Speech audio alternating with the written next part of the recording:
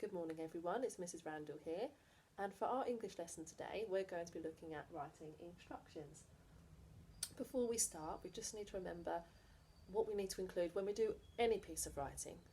Things like capital letters at the beginning of sentences or for names of people or places. We always need to have full stops to end our sentences or some kind of other punctuation. We always need to have finger spaces in between our words. We always need to try and join our letters together, and we always need to try and listen out for the sounds in words to help us to spell correctly. Sometimes we also can include other things in our writing, and today we're going to look at using some time connectives and also a quick look at using a question mark. Now I'm going to do some instructions about baking a cake because that's something we've been doing at home quite a lot. Yours doesn't have to be about baking cakes. It could be a potion to make you grow bigger, a bit like George's Marvellous Medicine, or it could be instructions for how to play a game that you really like. It could be a computer game or it could be a board game. Completely up to you what your instructions are about. I've started writing mine, so you're going to be my spotters for a moment. The first thing you're going to do is see if you can see the question mark. Can you see it? Shouldn't be too tricky, it's up the top, isn't it? Do you like baking? There's my question mark.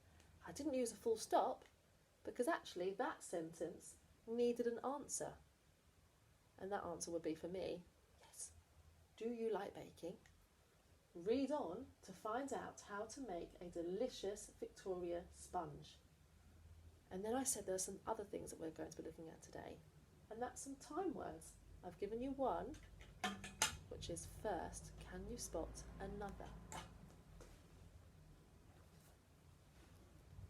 Have we found them? So here was this one, first. And then the other time connective is next. First, mix caster sugar and butter in a bowl. Next, add the eggs and whisk the mixture. This is a strange word, isn't it? There's a in there that you can't hear. Whisk. Sometimes the w sound is just the other letters W and H, but they make one sound, w, and you can't hear the H. That's quite unusual, isn't it? Number 3. So we've got first, we've got next. We could have thirdly because it's my third point. Thirdly, what happens next? We've added the eggs and we've whisked into the mixture. We add flour next, don't we? I've used mix, I've used add as my verb here. What else could I use? Thirdly, I don't want to use the same word, but thirdly, pour, sieve. That's the special utensil you have, a bit like a colander, but with much smaller holes, and it stops the lumps coming through into your cake. So thirdly, sieve the flour, our flour, into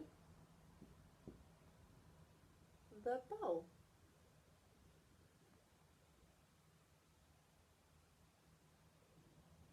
And what punctuation do I need at the end? Full stop. Well done. Thirdly, sieve the flour into the bowl. So far we've got some time connectives, we've got our full stops, we've remembered to use finger spaces between words, tried really hard with our sounds, and I've included a little question mark at the beginning too. I would have to keep on going to finish mine, otherwise the cake wouldn't be quite done yet if I stopped there, would it? But I'm not going to continue because I'm pretty sure you know the rest.